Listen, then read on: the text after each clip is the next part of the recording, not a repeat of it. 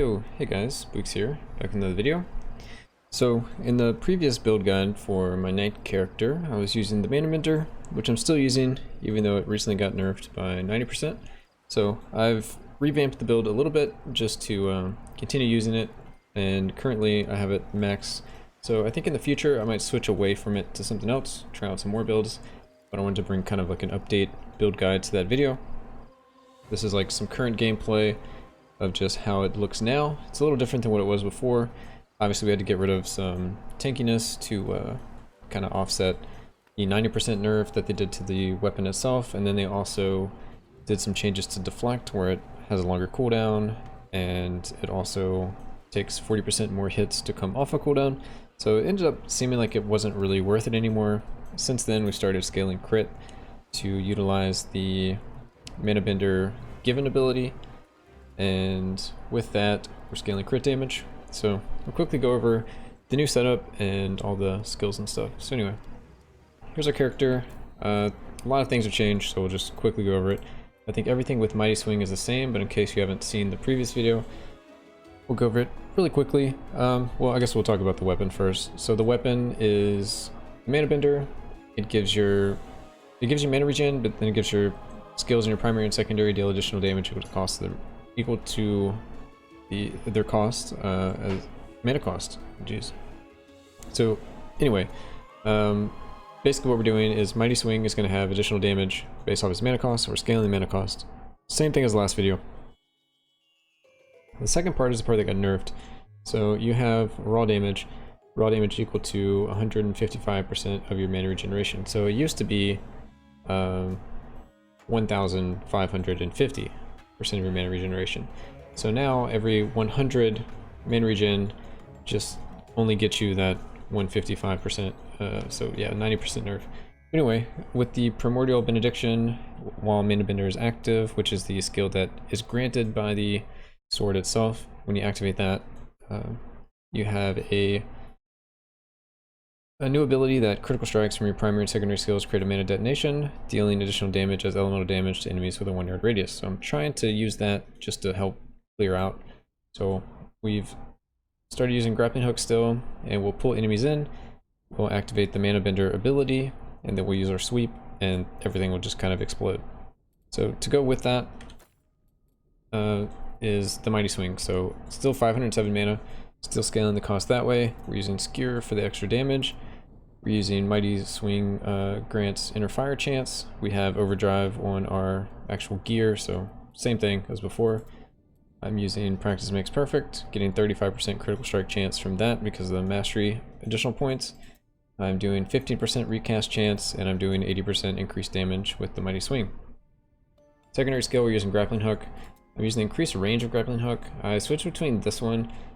This one is especially good in the cemetery layout, but I'll switch to maybe the block stacks if I'm in the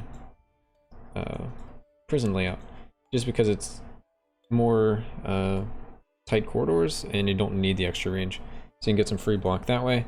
I'm using the Vortex, so it now pulls everything in all directions to your central location, which will help just AoE them all down. Also, we're using Gather Intel, so this is every time you hook an enemy, depending on what kind of damage that enemy does, you get a 1% damage reduction to it. Each one stacks up to 100 times. If you have 100 stacks of any of those stacks, you don't take any of that damage anymore. So very nice. There are times where you can get 100 stacks of all of them, and you literally take 0 damage. Next, we have the Grappling Hook. When it hits an enemy, you gain a Vitality stack, and that gives you additional 5% max life. Stacks up to 10 times, so you'd have 50% extra. I've also used the Blind, and I've also used the Stun. You can kind of switch between these, see which one you like the most, but I have so far just preferred having the larger life pool. And then lastly, this is the only one that actually does damage. This one is for like a minion build, so we're just taking Head Slam, which gives us some free boulders every now and then. And then I've actually switched specializations. We're now using the Distinguished Knight, which I still have some things I need to upgrade with it, and I'll get into that in a second, but I'm using the increased damage with skewer enemies, so we're skewering with our main attack, and this is just going to cause them to take increased damage. Next, I'm doing the 44% crit strike damage. This can still be upgraded, but I haven't leveled up the mage yet. So this reads, you get critical strike damage. Critical strike damage is equal to the combined level of the Fierce Huntress and the Mage. My Huntress is level 40, but my Mage is only level 4, so I only get 44%, but this could go all the way up to 80%. Next, I'm taking Building a Wall, so whenever you do a critical strike, you get a block chance, so we always have some way to get block, but this is, you know, just a little bit of block compared to the other one is going to give you, you know, 3 stacks per enemy you pull in. This one here. So you can kind of mess around with those as you want. For the banner, I'm using the one that stuns, so whenever you drop a banner, you have a, you know, if it hits the right banner, you have a chance to stun. These other 2 knockbacks, I didn't want to take that, and then this one just gives it more armor and HP, so just going for the stun here. Next we have when you block, it resets the cooldown of all your skills. This is kind of interesting because there are times where you can grappling hook, you pull everything to you, you take 1 hit, you block it, and then grappling hook comes off cooldown, you can pull again, or you can drop a banner, you take a hit, and you can drop another banner. It's just kind of nice. Same kind of thing with your swing. Swing normally has a half-second cooldown, but sometimes you can get 2 swings in a row, and that's just pretty nice. Doesn't happen too often, but it's something. You have grappling hook and crest shield have -30 cooldown time. I've switched between this one and this one here. The mighty swing, cadence, and whirlwind have 30% increased crit strike damage. The crit strike damage is obviously more damage, and this is just better for clear because you can send out more grappling hooks faster. Alright, the next row you have whenever you scare an enemy, you scare as if the damage dealt was critical strike damage, so just additional damage. And then lastly, non-fortunate, non-perfect knight skills also deal 20% increased damage. So only, you know, every so often are we going to hit fortunate or perfect cast, so it's just going to give us 20% increased damage for everything else. And that's our current setup. We'll go over some stats because I've kind of changed around almost everything. We've dropped a lot of mana regen. In this video we only have, you know, 2k, and I could probably drop it even some more and get raw damage, more crit, and crit bonus.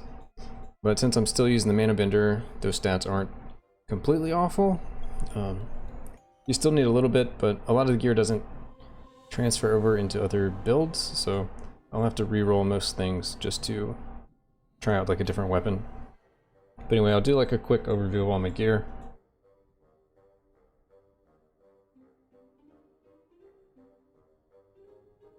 Most things are crit damage where you can get it, some raw damage, crit strike damage where you can get it. If you can get melee recast chance, great, but I've kind of dropped a lot of it just because if we're not critting, then we're not doing nearly as much damage. So a lot more focus on critting. And we're still doing things like mana regen, damage to elites is still nice. Life where we can get it. We've dropped basically all of the reduced elite damage taken because it doesn't work quite as I thought it would.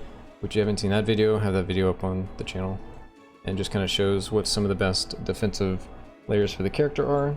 Max life, almost 11k. We have a little bit of life leech, which is pretty important. Mana regen takes care of all of our mana issues. We have 20% attack speed. You could get that up higher if I re-rolled some of these, but I went for more defensive stats. Crit chance is 53%, but we have another 34% from the swing, which is our main damaging ability, which, I mean, that doesn't, well, it still applies to the Manabender, so with the 35% chance, and what was it again? It was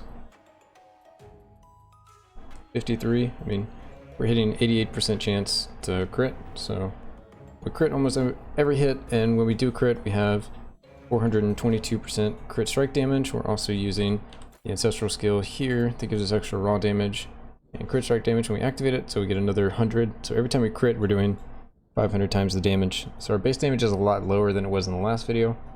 So instead of trying to basically just double the base damage by critting or doing recast, we are going all into critical strike damage and just always critting. I'm still using the aura to do minus attack speed just because it's so much reduced damage taken by making them slower. So the rest of the stats, anything else we're really going after? We changed our attributes a little bit too. I'll do that in a second, but damage to elites, that's something I've been scaling. Armor and resist where you can get them. That's really about it. I've switched to melee damage reduction, projectile damage reduction, area damage reduction instead of elite damage reduction because it just doesn't work the same way.